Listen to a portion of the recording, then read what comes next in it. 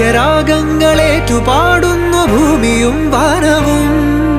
സാക്ഷിയായി ഭാവുകങ്ങളേകുന്നു ശ്യാമമേഘങ്ങളും. പവിഴമഴയേ